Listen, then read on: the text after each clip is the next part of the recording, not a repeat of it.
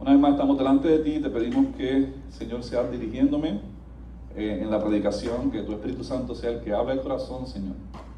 Quita la distracción. En este momento hay una batalla espiritual, una batalla para que la verdad nos llegue. Hay estorbos, hay pensamientos que llegan, hay desesperación, hay sueño que entra, Señor. Pero, Señor, sabemos que Satanás no desea que el corazón sea ministrado en este día, pero te pedimos, Dios, que tú, Señor, quites los obstáculos, quites, Señor, las preocupaciones, quites, Señor, cualquier estorbo, y que, Señor, la palabra llegue al corazón en este día. Que todos, mis hermanos, sean ministrados por tu poder. Y aquellos que nos escuchan en la red también, Padre, puedan hacerlo. En el nombre de Jesús. Amén, amén. Dios me les bendiga nuevamente. Qué bueno ver las caritas de cada uno de ustedes. Voy a continuar la serie del libro de los Hechos. Así que vamos a continuar hoy en el capítulo 13 del libro de los Hechos. Si usted tiene su Biblia, búsquela conmigo. Yo no tengo las notas hoy. Tristemente no pude pasarlas, ¿verdad? Pero sí tengo un mapa que quiero que vean, pero no tengo entonces las notas. Así que busque su Biblia, ya sea que lo tenga en el teléfono, si la tiene, ¿verdad? La tiene en papel. Abra su Biblia en Hechos capítulo 13 y ya mismito vamos a entrar de lleno en estos versos. Una de las cosas que toda iglesia debe aspirar, o sea, toda iglesia local, toda iglesia que existe en el mundo, debería aspirar es a ser una iglesia misional. Todas las iglesias deberían ser iglesias misionales. Si es una iglesia que solo se enfoca en hacer la misión en el área local donde está ubicada, ¿verdad? Pero realmente no se mueve para otros lugares fuera de donde se encuentra, ¿verdad? Llegar a los lugares más remotos del mundo, esa iglesia no ha entendido bien lo que es la Gran Comisión. Pero realmente la iglesia que no se mueve en la misión, no se mueve fuera de lo que es la iglesia local y no se mueve hacia el exterior o hacia otros lugares, no ha entendido realmente la Gran Comisión. Jesús dijo, vayan y hagan discípulos en todas las naciones, en Jerusalén, en Judea y hasta lo último de la tierra. Y claro está, no es que la iglesia local va a salir a plantar una iglesia en todos los rincones del mundo, ¿verdad? No es que vamos ahora a esta iglesia a empezar a hacer viajes misioneros para todas las partes del mundo y plantar la iglesia en todos los lugares. Pero hay muchas maneras que la iglesia local puede hacerle apoyo. Puede estar orando por una iglesia que se está levantando, puede económicamente estar apoyando este lugar en otro lugar y podemos movernos para enviar entonces misioneros en otras partes del mundo. Debemos ser una iglesia enfocada en el cumplimiento de la Gran Comisión. Quizás el llamado, ¿verdad? Como les dije, para nosotros puede ser que plantemos otras iglesias en otros lugares. Ese sería mi deseo. Me encantaría ver de esta iglesia que salgan misioneros al campo fuera de aquí, de los Estados Unidos, y planten iglesias en sus países o en la África o donde sea, pero que se levanten nuevas iglesias. Ese sería un deseo en mi corazón. Pero el Señor realmente es el que llama y dirige el proceso de la misión. Amén. En la historia que vamos a estar estudiando en el día de hoy, en Hechos capítulo 13, nos encontramos con que la iglesia de Antioquía, el Espíritu Santo les pidió el Espíritu Santo que apartaran a 2 líderes que se encontraban allí para que estos fueran a hacer una misión fuera de la iglesia local de Antioquía. Vamos a estar estudiando Hechos capítulo 13, vamos a leerlo completo, ¿verdad? Así que yo espero que en el tiempo que tengamos cubramos todo esto. Y hay 4 cosas que vamos a encontrar en este capítulo 13. Y la primera cosa que vamos a encontrar en este capítulo 13 se encuentran los primeros 3 versos, del verso 1 al verso 3. Y es el comienzo de la obra misionera. El comienzo de la obra misionera. Acompáñame a Hechos capítulo 13, versos del 1 al 3. Dice de la siguiente manera: en la iglesia que estaba en Antioquía había profetas y maestros. Bernabé, Simón llamado Níger, Lucio de Cirene, Manaén, que se habría criado con Herodes, el tetrarca, y Saulo. Mientras ministraban al Señor y ayunaban, el Espíritu Santo dijo: apártenme a Bernabé y a Saulo para la obra a los que los he llamado. Entonces, después de ayunar y orar y haber impuesto las manos sobre ellos, los enviaron. Los que no estuvieron aquí cuando nosotros estudiamos Hechos capítulo 11, ¿verdad? Nosotros estudiamos Hechos capítulo 10, Hechos capítulo 11, hemos estudiado, ¿verdad?, todos los libros. Pero para aquellos que no estuvieron aquí cuando estudiamos Hechos capítulo 11, les voy a dar como un repaso, de qué fue lo que pasó en Hechos capítulo 11. En Hechos capítulo 11 nosotros nos encontramos de que la iglesia de Antioquía nace. La iglesia de Antioquía, había unas personas que venían de Jerusalén, empezaron a predicar en Antioquía a los gentiles, fueron un poco más allá de los judíos, empezaron a predicar. La iglesia nace. Y la iglesia de Jerusalén envía a Bernabé para que Bernabé se encargara o viera lo que estaba pasando ahí. Y vemos que Bernabé recluta al apóstol Pablo, a Saulo de Tarso. Va a Tarso, lo llama, lo invita a que le acompañe, y durante todo un año Saulo y Bernabé estuvieron enseñando en la iglesia de Antioquía. Esta gente estuvieron discipulando por todo un año en esa iglesia. Esta iglesia había florecido, habían ayudado económicamente a la iglesia que se encontraba en Jerusalén, así que era una iglesia que estaba fuerte. En un año estaba fuerte. En un año se había plantado la iglesia, pero en un año ya estaban fuertes, habían crecido, había mucha gente en esa iglesia, se estaba enseñando bien, se estaba discipulando. Y en el capítulo 13 que estamos leyendo en el día de hoy, nos encontramos de que esta iglesia ya tenía no solamente a Saulo y Bernabé como líderes, sino que tenían 3 personas adicionales como líderes en esa iglesia. El verso 1 nos deja saber que allí se encontraba Simón llamado Níger, y cuando hablamos de Níger, en ese texto se está refiriendo al negro, así que era una persona de tez trigueña, y era una persona que se cree que venía del África. Así que Níger, Simón el Níger, venía, parece que del África, y estaba en esta iglesia. Era un líder de la iglesia. También se encontraba Lucio de Cirene, y Lucio de Cirene se cree que él había venido de Jerusalén cuando se dio el Pentecostés, y él había subido, y él fue uno de los que empezó a predicar en Antioquía. Así que esta persona había sido parte de ese proceso de la plantación. Pero también tenemos a otra persona que el verso 1 nos deja saber que dice que era Manaén. Y Manaén se había criado con Herodes el tetrarca, así que él se había criado en el palacio de Herodes el Grande. Así que de alguna manera él había conocido el evangelio, la buena noticia, se había convertido y ahora formaba parte de este grupo de líderes que se encontraban allí en la iglesia de Antioquía. Y esta gente, dice el verso 2, que ellos se encontraban ministrando al Señor y se encontraban ayunando.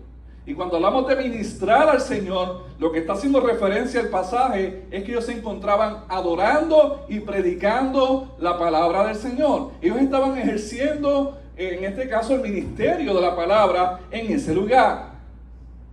Y fue en ese proceso, mientras ellos ministraban al Señor, mientras ellos oraban y ayunaban, que el Espíritu Santo entonces, ¿qué hizo? Le dijo, yo no sé a quién se lo dijo, yo no sé si que allí fue que se le apareció o a través de uno fue que se lo dijo, pero el Espíritu Santo, mientras ellos estaban ministrando, le dijo a ellos: apártenme a Bernabé y a Saulo para la obra a la que yo le estoy llamando. Usted póngase en ese momento en el contexto.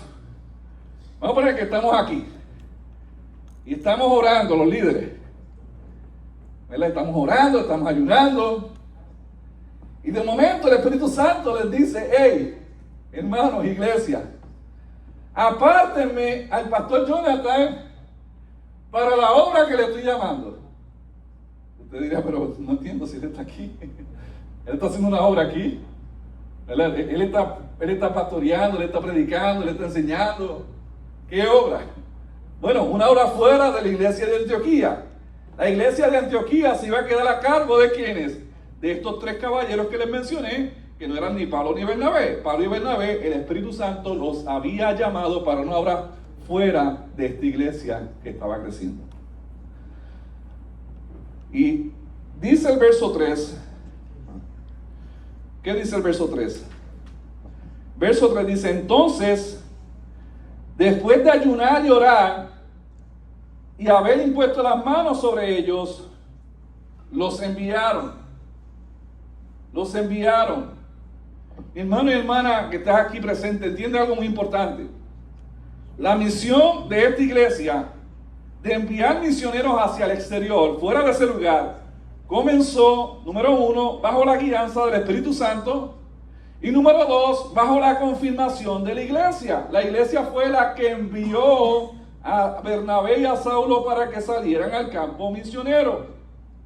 Cuando se da un caso como este, vamos a ponerle que esta iglesia aquí, la iglesia cristiana centrada en el Evangelio, de momento hay un hermano que dice: pastor, yo siento un llamado, yo siento el deseo de salir al exterior, quiero ir a África, siento el deseo de regresar a mi país para levantar una iglesia.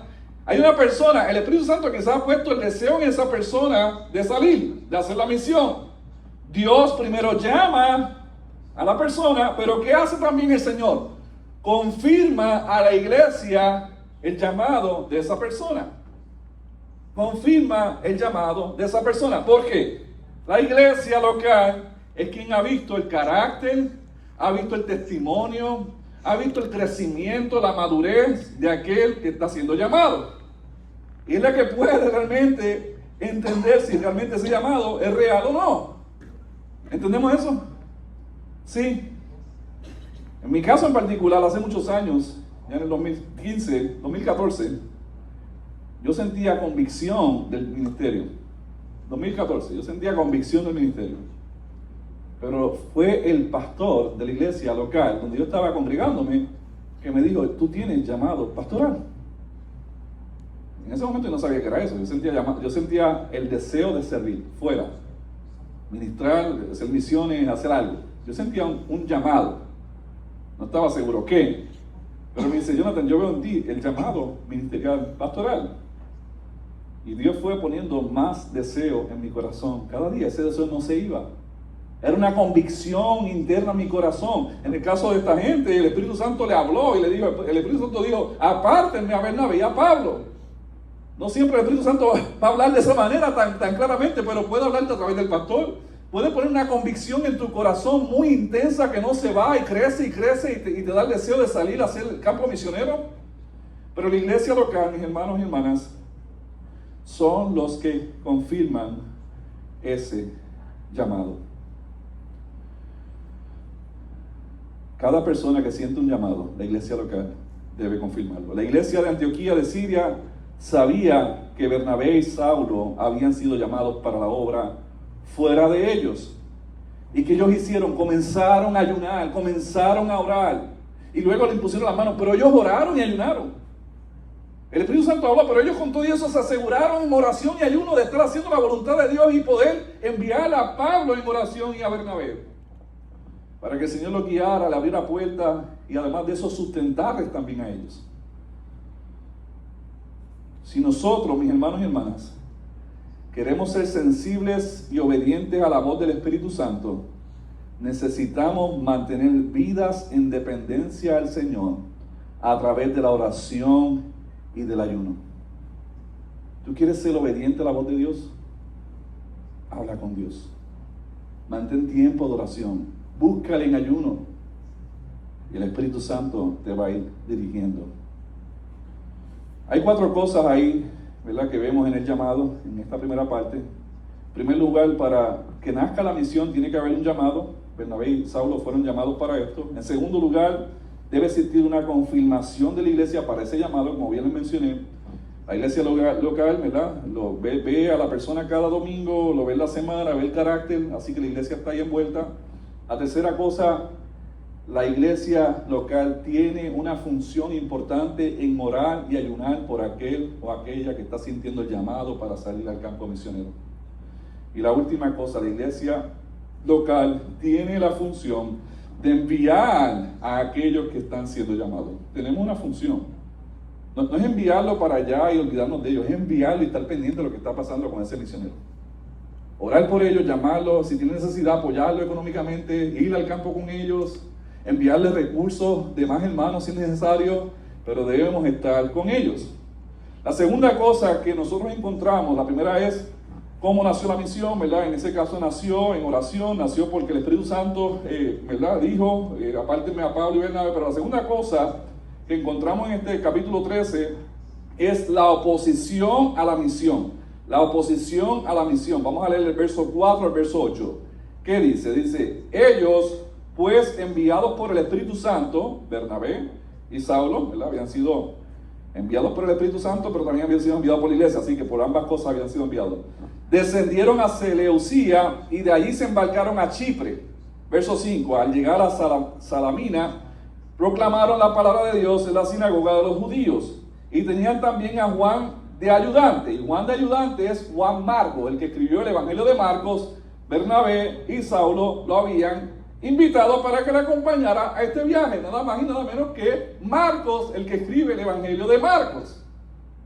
Si ustedes miran el mapa, ellos salieron de Antioquía, se embarcaron ahí en Seleucía, llegaron a Salamina, a la isla de Chipre, en esa área primero, después fueron a Pafos, y eso es donde estamos nosotros aquí en esta parte de la historia. Lucas, y mira lo que dice el verso 6, dice, después de haber recorrido toda la isla de Pafos, encontraron a cierto mago, un falso profeta judío llamado Bar-Jesús, que estaba con el procónsul Sergio Paulo, hombre inteligente. Este hizo venir a Bernabé y a Saulo y deseaba oír la palabra de Dios.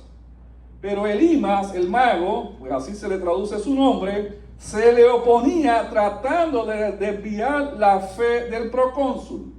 Lucas, el autor del libro Los Hechos, nos deja saber de que Bernabé y Pablo encontraron oposición. ¿En qué lugar?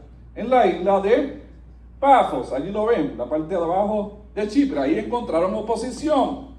Ellos querían predicar el evangelio al procónsul, ver Jesús, quien era un mago, y no era un mago de que saca un conejito de un sombrerito así, ¿verdad? Bien bonito, y tiene un pañuelito y lo desaparece. No, esta persona era una persona que consultaba a los espíritus satánicos, a los demonios, a Satanás. Era una persona que estaba trabajando con el ocultismo, y era una persona que había cautivado la atención del procónsul que se encontraba allí. Sergio Paulo, lo más probable, ya estaba interesado. El verso 7 nos deja saber que él se encontraba, de hecho, con el procónsul, y él pasaba tiempo quizás escuchando todo lo que le decía y estaba aprendiendo de todo esto. Pero, de alguna manera, Sergio Paulo escuchó de Bernabé y de Saulo y del mensaje que estos estaban predicando y los mandó a llamar. Él los mandó a llamar. El verso 7 dice, este hizo venir a Bernabé y a Saulo y deseaba oír la palabra de Dios. De alguna manera se despertó en su corazón el deseo de escuchar la palabra del Señor. Y el verso 8 nos dice, Elimas el mago, pues así se traduce su nombre, se le oponía tratando de desviar la fe al procónsul. Mis hermanos que están aquí, este mago se opuso al mensaje que Bernabé y Saulo estaban tratando de predicarle al procónsul, tratando de desviar la verdad. Y eso que pasó con Sergio Paulo es lo mismo que ocurre hoy en día en este lugar y en la misión. Satanás utiliza personas que se oponen constantemente a la misión con el fin de que el mensaje no llegue y las vidas sean salvas. A veces puede ser que utilice el gobierno para impedirnos el mensaje. Me acuerdo una vez que yo estaba tratando de pedir permiso aquí en Central Falls para usar un parque y me lo impidieron porque éramos una iglesia. A veces utiliza el gobierno para impedirnos el mensaje. A veces utiliza a otras personas para ponernos pares. O a veces simplemente nos distrae para que el mensaje no llegue al corazón. En el día de hoy, aquí mismo, hoy, aquí, ahora, en esta iglesia hay personas que de seguro están siendo distraídas mientras yo estoy predicando. Pensando en, yo no sé, en lo que tienes que hacer ahorita, te está dando sueño, te está quedando dormido. Es Satanás el que está haciendo eso para que tú no escuches el mensaje. Oposición al mensaje, oposición. El mensaje siempre va a encontrar oposición porque Satanás pierde terreno. Y es lo que trató de hacer el procónsul, desviar la atención del procónsul para que el mensaje no hiciera el efecto en él.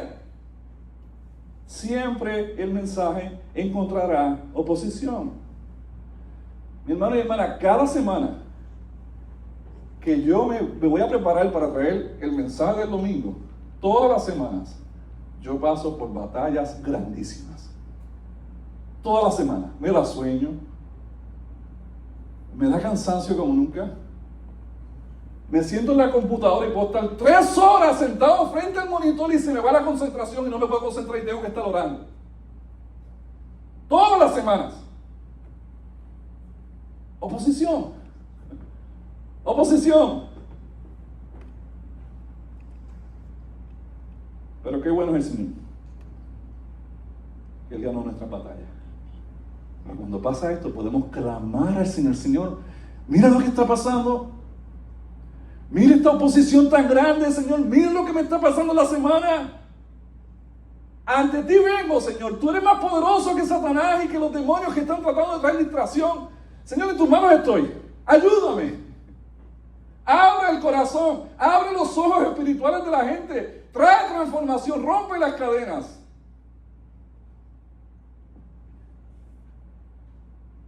Pero siempre va a haber oposición.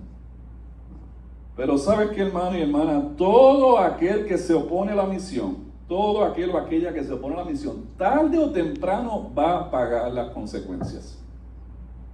Va a pagar consecuencias. Lee el verso 9 al verso 12. ¿Qué dice que pasó con este hombre?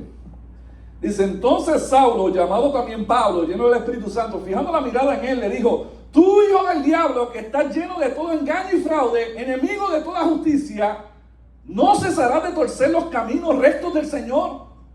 Ahora la mano del Señor está sobre ti, y te quedarás ciego y no verás el sol por algún tiempo. Al instante, nieblas y oscuridad cayeron sobre él. Iba buscando quién lo guiara de la mano.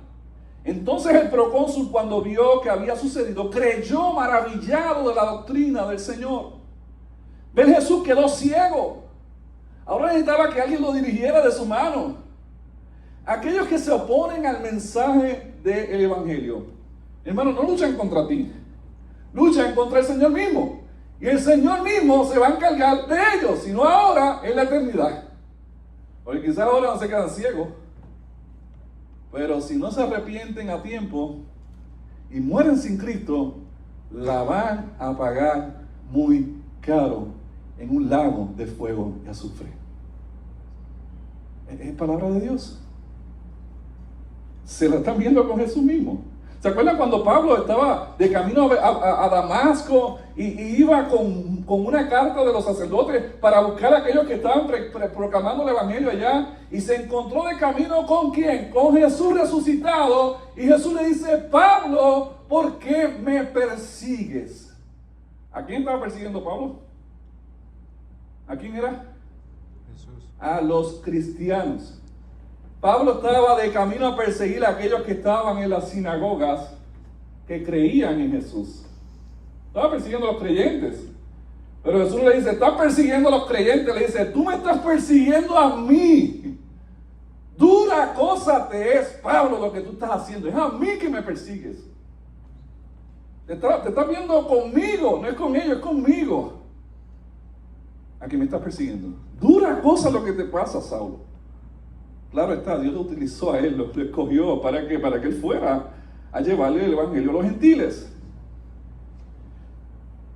La tercera cosa que encontramos en Hechos capítulo 13 es el mensaje que se debe predicar en la misión. ¿Cuál es el mensaje que se debe predicar en la misión? Vamos a leer el verso 13 al verso 41 rapidito. Dice, Pablo y sus compañeros navegaron desde Pafos y llegaron hasta Perge de Panfilia, pero Juan se apartó de ellos y regresó a Jerusalén. Yo hago un paréntesis ahí antes de seguir leyendo lo otro. Este pasaje nos deja saber algo. Yo no sé por qué razón Juan Marcos, después que estaba con Pablo y Bernabé, decide simplemente regresarse a Jerusalén. Él abandonó la misión. No sabemos si fue por temor, se acobardó, lo pensó 2 veces, no lo sabemos.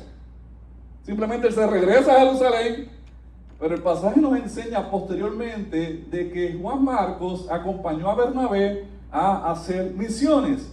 Y Juan Marcos, posteriormente, el apóstol Pablo reconoce que él era útil en el ministerio.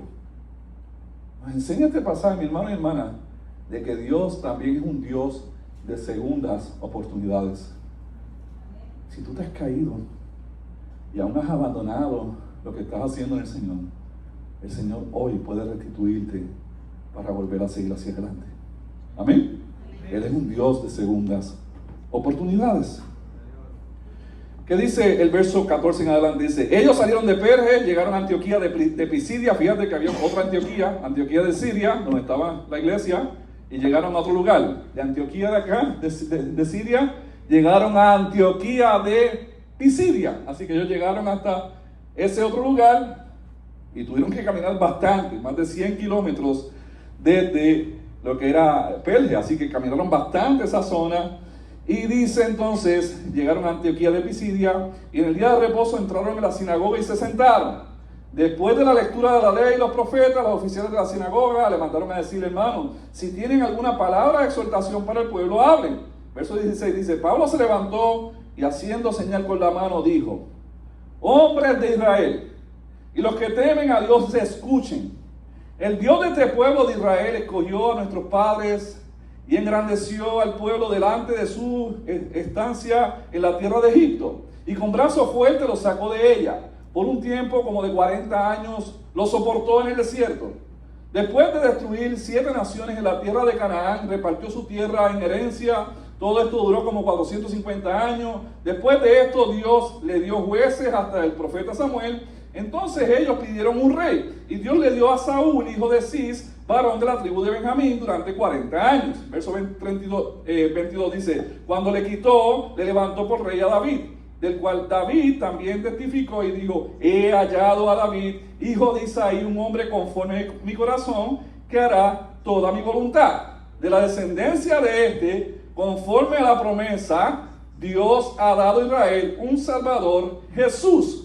Después de que Juan predicó antes de su venida, un bautismo de arrepentimiento a todo el pueblo de Israel, cuando Juan estaba a punto de terminar su carrera, decía, ¿quién piensan ustedes que yo soy?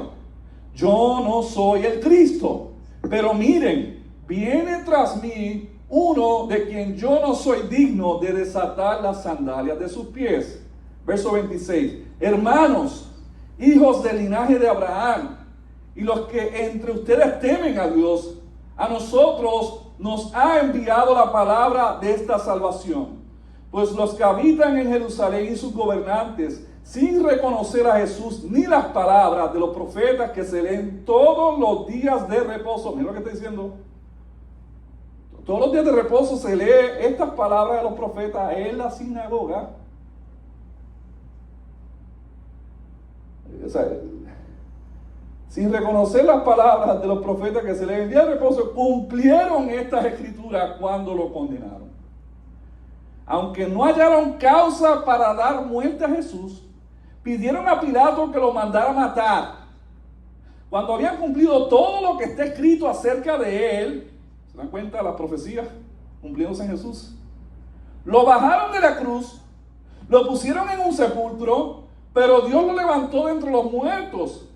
Y por muchos días se le apareció a los que habían subido con él de Galilea a Jerusalén, los cuales ahora son sus testigos ante el pueblo. Verso 22, nosotros les anunciamos las buenas nuevas, de que la promesa hecha a los padres, Dios la ha cumplido a nuestros hijos.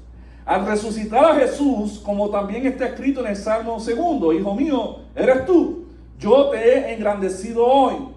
Y en cuanto a que lo resucitó entre los muertos para que nunca vuelva a haber corrupción, Dios ha hablado de esta manera, les daré las misericordias santas y fieles promesas de David. Por tanto, dice también el otro salmo, no permitas que tu santo vea corrupción. Verso 36, porque David, después de haber servido el propósito de Dios en su propia generación, durmió, en otras palabras, murió, y fue sepultado con sus padres, y vio corrupción. Pero aquel de quien Dios resucitó no vio corrupción.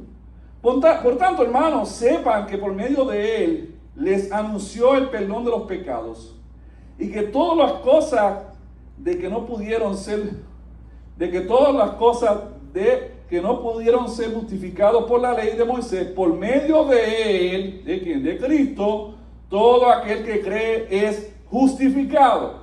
Tengan pues cuidado de que no vengan sobre ustedes aquello que se habla en los profetas. Miren, burladores, maravíllense y perezcan, porque yo hago una obra en sus días, una obra que ustedes nunca creerían, aunque alguien se las describirá. Bastante largo todo este pasaje y no voy a entrar en el detalle de todo eso que está ahí. Pero solamente quiero resaltar una cosa de todo eso. Y lo que yo quiero resaltar es que el mensaje que Pablo le trajo a esta gente fue un mensaje cristocéntrico. Un mensaje cristocéntrico. Pablo les hizo un recorrido desde el Antiguo Testamento, lo que decía Moisés, lo que decían los profetas y cómo eso se cumplió en Cristo Jesús. Todo el tiempo Pablo apuntó a una cosa desde el Antiguo Testamento. ¿Y qué fue? Apuntó a Jesús. Jesús era aquella promesa de Dios que le había hecho David, por el cual el pueblo de Israel podría obtener la salvación. Pablo le dejó saber a estos que Jesús fue muerto, pero que Jesús también resucitó y que por medio de él todo el que cree es justificado. Eso es lo que dice el verso 39. Y hermano y hermana que está aquí, ese siempre debe ser el evangelio que nosotros prediquemos en la misión. No se trata de compartir mis historias, ni lo que le pasó a este otro. Eso está bien, puede ayudar en términos de tener compasión contigo, cercanía contigo. Pero realmente lo que va a mover a esa persona al arrepentimiento, ¿qué es? El mensaje del evangelio.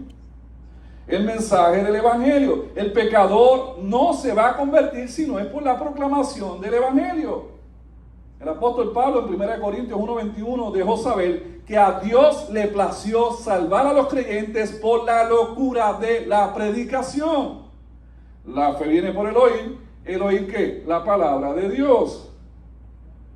Tú y yo somos creyentes hoy día. Si nosotros somos creyentes hoy día, ¿por qué, mi querido hermano? Porque alguien nos predicó las buenas nuevas del evangelio y nosotros lo creímos.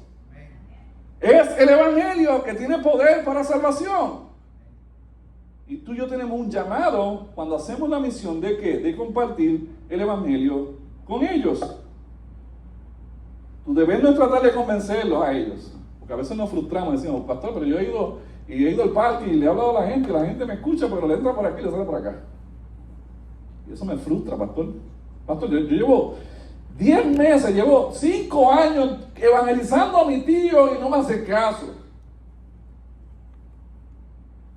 ¿Cuál es tu deber? Seguir predicándole y a la misma vez orar por esa persona de que sea el Espíritu Santo que convenza que es pecador. Tú no vas a hacer que él venga al arrepentimiento y fe. Tú le predicas las buenas nuevas del evangelio que puede traer salvación para su vida. Pero al fin y al cabo, ¿quién hace la obra? El Espíritu Santo. El Espíritu Santo convence de pecado, de justicia y de juicio. Amén. Hay veces que el mensaje va a ser bien recibido, que vas a hablarle a uno y de momento, sí, yo quiero a Cristo. ¿Dónde se reúnen? Vamos para allá, búscame el domingo. Hay veces que puede pasar eso, ¿verdad que sí? Pero hay veces que te lo van a rechazar en tu cara. Vete para allá, fanático. Allá tú con tus cosas y tu Dios. No me vengas con eso. Allá tú con tus cosas. No me hables mucho. Deja la religiosidad. Deja el fanatismo. A veces te lo van a aceptar, a veces te lo van a rechazar. Pero ¿a quién está rechazando el mensaje al fin y al cabo? Es a ti. Es a Dios que lo está invitando. Es a Cristo que los está invitando para que tengan vida eterna. No es a ti. Sigue evangelizando, sigue creyendo, sigue haciendo la misión. La cuarta cosa, y con esto cerramos, que encontramos en el capítulo 13 del libro de los Hechos, es que la respuesta que la gente le da al mensaje del evangelio, que se predica la misión, no siempre será de aceptación. Lee conmigo verso 42 al verso 51. Dice, al salir Pablo y Bernabé, la gente le rogaba que el siguiente día de reposo le hablaran de estas cosas. Terminada la reunión de la sinagoga, muchos de los judíos y de los prosélitos temerosos de Dios siguieron a Pablo y Bernabé, quienes hablándoles les instaban a perseverar en la gracia de Dios, el siguiente día de reposo, casi toda la ciudad se reunió para oír la palabra del Señor. Y hasta ese verso 24 parece que todo el mundo fue receptivo al mensaje. Léanlo primero, ¿qué dice? Parece como que todo el mundo se interesó. Como que todo el mundo estuvo dispuesto a recibir el mensaje. Se reunió la ciudad. Pero ¿qué dice el verso 45? Pero, haciendo conexión con lo anterior, pero, cuando los judíos vieron la muchedumbre, o sea, la gente que empezó a llegar para recibir esa palabra ese día sábado, se llenaron de celos y blasfemando contradecían lo que Pablo decía. Entonces Pablo y Bernabé hablaron con valor y dijeron, era necesario que la palabra de Dios les fuera predicada primeramente a ustedes, pero ya que la rechazan y no se juzgan dignos de la vida eterna, así que ahora nos volvemos a los gentiles, porque así nos ha mandado el Señor. Te he puesto como luz para los gentiles, a fin de que lleves la salvación hasta los confines de la tierra. Oyendo esto, los gentiles se regocijaban y glorificaban la palabra de Dios, y creyeron cuantos estaban ordenados a vida eterna. Y la palabra del Señor se difundía por toda la región. Pero los judíos instigaron a las mujeres piadosas y distinguidas y a los hombres más prominentes de la ciudad y provocaron una persecución. ¿Persecución contra quién? Contra Pablo y Bernabé, y los expulsaron de la región. Los botaron. Los botaron de allí. Sálganse, váyanse de este lugar. Lárguense con su evangelio. Y el verso 51 dice, entonces estos se sacudieron el polvo de los pies contra ellos y se fueron a Iconio. Se fueron a Iconio. ¿Ven allá arriba? Y los discípulos estaban continuamente llenos de gozo y del Espíritu Santo.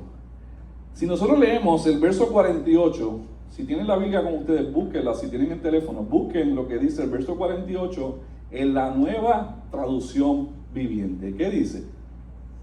El mismo verso, 48. Nueva Traducción Viviente, Hechos capítulo 13, Nueva Traducción Viviente dice, y todos los que fueron elegidos para la vida eterna, ¿que fueron qué? Elegidos para la vida eterna, se convirtieron en creyentes. Porque eso es importante, hermano y hermana. Nadie que no es elegido para la vida eterna va a aceptar el mensaje que se predica. Solamente fueron aquellos que fueron elegidos, como dice ese pasaje, para la vida eterna, los que creyeron en el mensaje de Pablo y Bernabé. Esto es un misterio. Esto es un misterio, pero Dios le eligió de antemano a aquellos que han de salvarse. Esto lo enseña la Biblia. Esto no es algo que estamos errando. La Biblia enseña. ¿Qué dice Romanos capítulo 8, versos 29 y 30? Dice de la siguiente manera, Pablo, bajo la inspiración del Espíritu Santo, dice, porque a los que de antemano conoció, también los predestinó a ser hechos conforme a la imagen de su Hijo, para que Él sea el primogénito de entre muchos hermanos. A los que predestinó, a estos también llamó. A los que llamó, a estos también justificó. Y a los que justificó, también los glorificó. ¿Se dan cuenta del orden? Primero los predestinó, ¿para qué? Para vida eterna. ¿Qué hizo con eso? Los llamó. ¿Para qué? Para que creyeran el mensaje. Y esos también, ¿qué hizo? Los justificó. ¿Qué es justificar? Es un aspecto legal. Tú eres culpable de juicio, cometiste pecado, eres culpable delante del trono de Dios, pero Él te justificó desde antes de la fundación del mundo. Él te está declarando a ti limpio de la condena, o sea, te declara a ti sin culpa por causa de la fe en Cristo Jesús. Cristo, Dios hizo eso desde antes de la fundación del mundo. ¿Y qué dice al final? Y a esos que justificó, también los glorificó. ¿Cuándo va a ser esa glorificación? Cuando Cristo venga y nuestros cuerpos sean transformados de corrupción a incorrupción. ¿Se dan cuenta de todo lo que Dios hizo? Desde antes de tan siquiera nosotros existir. La glorificación se dará cuando Cristo venga. ¿Y qué dice Efesios capítulo 1, verso 3 al 5? Dice, toda la alabanza sea para Dios, el Padre de nuestro Señor Jesucristo, quien nos ha bendecido con toda clase de bendiciones espirituales en los lugares celestiales, porque estamos unidos en Cristo. Mira lo que dice el verso 4. Incluso antes de haber hecho el mundo, antes, Dios nos amó, nos eligió en Cristo para que seamos santos e intachables a sus ojos. Antes de la creación del mundo, Dios nos escogió, nos eligió para ser santos e intachables a sus ojos. Dios decidió de antemano adoptarnos como sus miembros de su familia al acercarnos a sí mismo por medio de Jesucristo. ¿Te das cuenta que esto es un misterio que viene desde antes de la fundación del mundo? Nosotros no sabemos quién el Señor elige y quién no. Nosotros tenemos una labor de predicarle a todo el mundo por igual, como si todo el mundo se fuera a salvar. Predícale a todo el mundo. Dios es el que finalmente Dios es el que va a abrir el corazón. Juan capítulo 6, me parece que menciona, que dice Jesús hablando y mencionaba, nadie va a venir a mí si el Padre no lo atrae. Nadie. Tú puedes tratarlo, pero si el Padre no te atrae, tú no vas a llegar a Cristo. Es Dios. Ahora, si tú sientes en tu corazón una llamita y un llamado y un deseo, es Dios el que ha puesto eso. Simplemente responde en obediencia al llamado que Dios te está haciendo. Eso es tan sencillo como eso. Obedece y simplemente ven a Cristo en arrepentimiento y fe, porque Dios ha puesto ese deseo. Amén. Pero mira lo que dice el verso 51, y esto es interesante. ¿Por qué?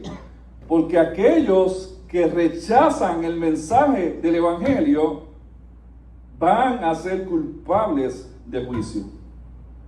¿Qué dice el verso 51? ¿Qué hicieron Bernabé y Saulo? Se sacudieron el polvo de los pies. ¿Enseñarle qué? Juicio. En otras palabras, ellos se sacudieron el polvo de los pies diciendo, allá ustedes con Dios. El juicio de Dios está sobre ustedes por rechazar el mensaje. ¿Se recuerdan cuando Jesús habló en Mateo capítulo 10? Si leemos Mateo capítulo 10, búsquenlo en su Biblia si lo tienen. Mateo 10, con esto estoy terminando. Mateo 10, capítulo 10, versos 14 y 15. ¿Qué dice? Mateo capítulo 10, versos 14 y 15. ¿Qué nos dice esos versos?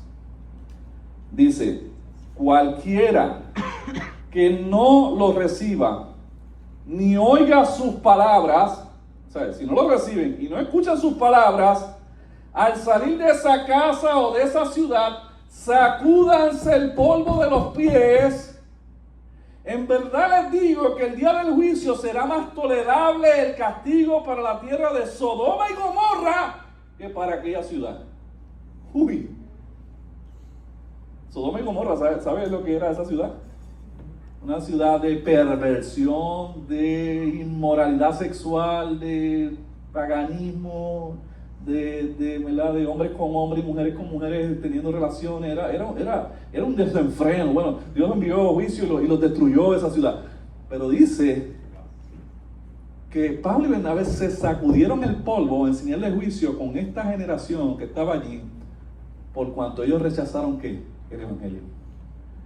Ay de ellos por rechazar el Evangelio. Hermano y hermana que estás aquí, si tú estás aquí en esta iglesia y vienes domingo a domingo y recibes la palabra de Dios, no sigas ignorando el Evangelio.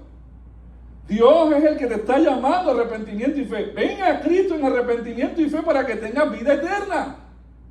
No lo rechaces si Él te está llamando. ¿Cuántas veces quizás lo has rechazado? No lo sigas rechazando. Pero si ya lo aceptaste y lo creíste, ¿sabes lo que dice la palabra? Tú tienes vida eterna. Qué lindo es el Señor. Amén. Ponte en pie. Vamos a orar.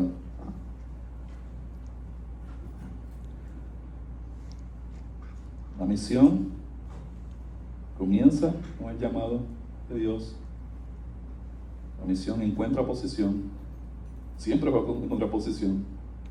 El mensaje que se predica siempre debe ser el mismo, Cristo. De Apocalipsis, desde Génesis a Apocalipsis, el mensaje es uno. ¿Qué dijo Jesús? Ustedes leen la Escritura, pero ¿qué ellas hacen? Dan testimonio de mí. Toda la Escritura da testimonio de mí. De Génesis a Apocalipsis es las promesas de Dios en quien, en Cristo.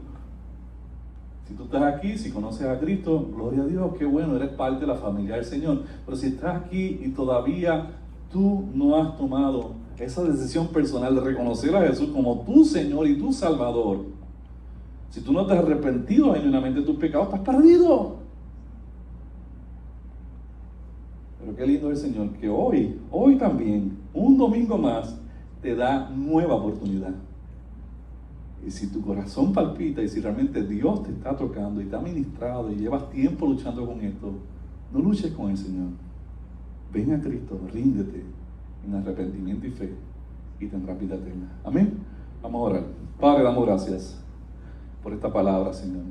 Ha sido extenso, muchos versos bíblicos, pero el mensaje es el mismo, Señor. La misión, Pablo y Bernabé fueron a hacer la misión, de hecho, una misión hermosa, maravillosa. Comenzó a llegar el evangelio a los gentiles en diferentes lugares. Ya había llegado en Antioquía, pero siguió expandiéndose el evangelio a los gentiles y de ahí llegamos a nosotros. Nosotros hoy somos parte de ese avance misionero que se comenzó allí en Antioquía. Señor, te pedimos que seas tú el que nos ayudes a recordar esta misión, que el evangelio siga siendo predicado, Señor, que nosotros podamos hacerle bendición a otros lugares, a otras iglesias que quizás están también predicando el evangelio. Muévenos, Señor, en nuestras comunidades también a hacer la misión, no solamente fuera al exterior, sino con nuestros vecinos, con nuestros compañeros de trabajo, Señor, con aquellas personas que nos encontramos en el supermercado, en la peluquería. Señor, mueve nuestro corazón a hacer un corazón misional, Señor, para predicarle a los perdidos, de manera que tú abras el corazón, Señor, como dice tu palabra, tú abres el corazón, tú traes convicción de pecado, Señor, y que ellos puedan responder a ese llamado. Y Dios, si hay personas en esta iglesia o por las redes que están escuchando el mensaje y han escuchado el mensaje, y tú has convencido, Señor, a estos corazones, Señor, atráelos hacia ti. Abre las vendas de sus ojos para que puedan, Señor, conocerte. Te lo suplicamos en el nombre de Jesús. Amén, amén. Vamos a cantar de esa manera. Dios me les bendiga a los que están en las redes. Nos veremos entonces el próximo domingo. Vamos.